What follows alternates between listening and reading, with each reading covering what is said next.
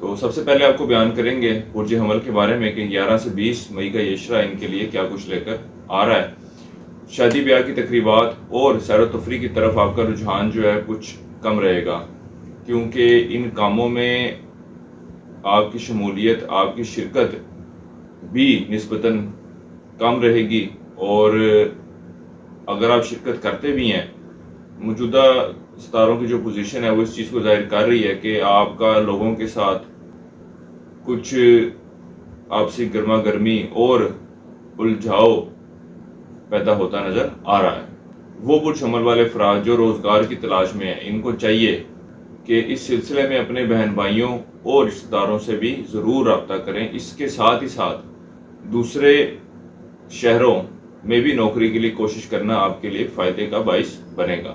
انشاءاللہ تعالیٰ امید ہے کہ وہاں سے بھی کوئی مثبت نتائج آپ کے لیے رونما ہو۔ رواں دنوں میں آپ کو اپنی یادداشت پر بہت زیادہ بھروسہ کرنے کی ضرورت نہیں ہے۔ اپنے ذمہ لگائے گئے کام، کسی کو ادھار دیا ہوا ہے یا زندگی کے دیگر معاملات کو صرف ذہن یا یادداشت پہ چھوڑنے کی بجائے اس کو کسی جگہ پہ نوٹ کر لیں، کیونکہ ہوگا کچھ اس طرح کہ بہت ساری مصروفیات اس عشرے میں آپ کے گرد جو ہے نا وہ اپنا گھیرا تنگ کرتی نظر آ رہی ہیں، جس کی وجہ سے آپ کچھ پریشانی میں مبتلا ہو سکتے ہیں، کچھ مصروفیات میں بھی اضافہ ہوگا۔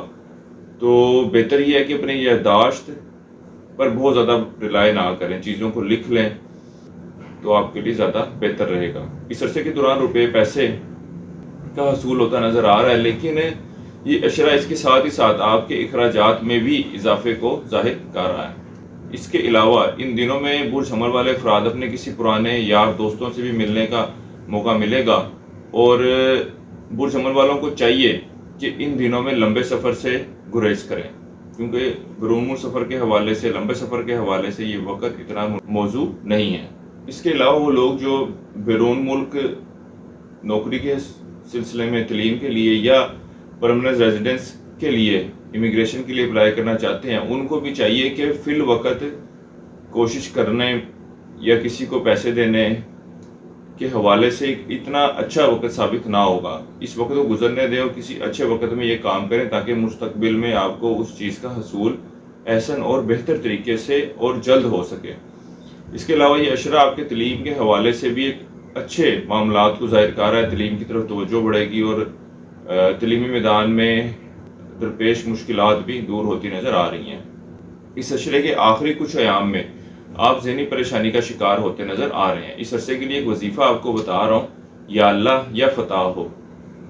3 تسبیح آپ نے کرنی ہے روزانہ فجر کی نماز کے بعد، اور اللہ تعالیٰ سے دعا کریں کہ اللہ تعالیٰ کے معاملات میں بہتری فرمائے۔ اس کے علاوہ سرخ لوبیے کا صدقہ کریں، یہ بھی آپ کے لیے فائدہ مند ثابت ہوگا۔ اس عرصے کی 7 تاریخیں آپ کی 14 اور 15 مئی کی ہیں، اور اس عرصے کی نحس تاریخیں آپ کی 19 اور 20 مئی کی ہیں۔